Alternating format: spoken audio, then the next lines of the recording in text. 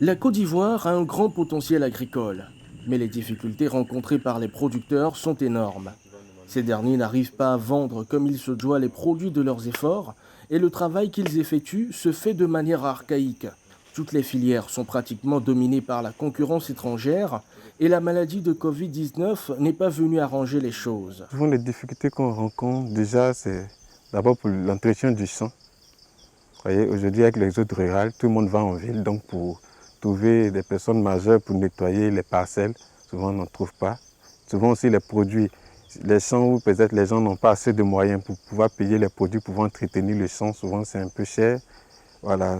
Souvent aussi, nous qui sommes aussi éloignés dans les petits campements, souvent aussi quand tu vas aller vendre ton cacao, ils vont te dire que le cacao n'est pas encore bien sec, quelques trucs, donc tu ne peux pas avoir le prix forcément qu'on a fixé par l'État. Donc il faut que souvent l'État aussi envoie des agents dans les petites contrées aussi pour qu'on puisse surveiller, pour que vraiment le prix soit appliqué. Pour soutenir la filière cacao, le gouvernement ivoirien a décidé de fixer le prix du kilo à 1000 francs CFA. Cette décision a bien été accueillie par les producteurs, mais encore faut-il pouvoir tenir avec ce prix. L'État ivoirien ne gagne rien en prenant cette initiative et la concurrence du marché international n'est pas du tout favorable aux producteurs locaux. Vous savez, quand le gouvernement fixe le prix, par exemple, des produits, il y a des individus véreux qui profitent soit de la pauvreté ou bien de la naïveté des producteurs pour payer le prix, en tout cas pour payer le produit au prix le plus bas. Donc si vous n'êtes pas organisé, vous ne pouvez pas lutter contre un tel fléau. Et il y a beaucoup de choses. Par exemple, aujourd'hui, il y a des champs qui sont vieillissants. Il y a des champs qui sont vieillissants et le syndicat permet en tout cas aux producteurs de pouvoir rajeunir par exemple le champ. Il y a aussi la sensibilisation à la production de la qualité. Parce que si vous n'avez pas de produits de qualité, vous ne pouvez pas revendiquer le meilleur prix. Pour la filière EVA, la réalité est tout autre. Le prix du kilo est fixé à 217 francs CFA et la vente ne se fait pas de manière optimale. Les producteurs travaillent dur pour essayer de rentabiliser la mise, mais le manque d'organisation de la filière et la concurrence du marché ne leur permet pas d'atteindre cet objectif. Si l'État aussi pouvait penser pour que le prix de l'EVA aussi soit amélioré, ça allait beaucoup nous arranger. Parce que 200 francs, ce n'est pas vraiment intéressant. Voilà, parce que pour l'EVA-culture, d'abord, il faut que les champs soient propres. Il y a les seigneurs à payer, il y a les KIA qu'il faut aussi payer. Il y a tellement de frais annexes. Donc si vraiment l'État pouvait améliorer le prix de l'EVA, ça allait beaucoup nous arranger. Il y a, par exemple, des véritables difficultés aujourd'hui avec le secteur de l'EVA. Toutes les industries ont fermé au niveau, par exemple, des pays tels que la Chine, le Vietnam et bien d'autres pays qui utilisent notre caoutchouc.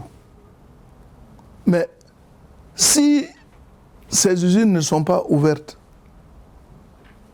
que vont devenir les producteurs du secteur de l'EVA? Bon, l'EVA continue d'être saigné, mais à un moment donné, quand on a fait une production vraiment de masse, qu'on n'a plus la possibilité d'évacuer cette production sur les marchés extérieurs, mais qu'est-ce qui va se passer? Ce n'est pas seulement dans ce domaine précis, il y a les autres secteurs d'activité pour lesquels des engagements ont été pris et qui ne peuvent plus être honorés en raison du Covid-19. La Côte d'Ivoire maintient toujours sa première place de producteur mondial de cacao et d'anacarde, mais les défis à relever pour rendre ce secteur encore plus performant sont nombreux. On peut d'ores et déjà citer le défi de la transformation, de la formation et de la mécanisation du secteur agricole. Les efforts, c'est vrai, au niveau des gouvernements, c'est bon, mais la cible qui est nos producteurs, il faut qu'ils aient un certain niveau qui puisse leur permettre de s'approprier les techniques, de s'approprier la formation, de s'approprier tout ce qu'on prend comme mesure. Donc ça veut dire qu'au niveau de nos producteurs, il faut une formation.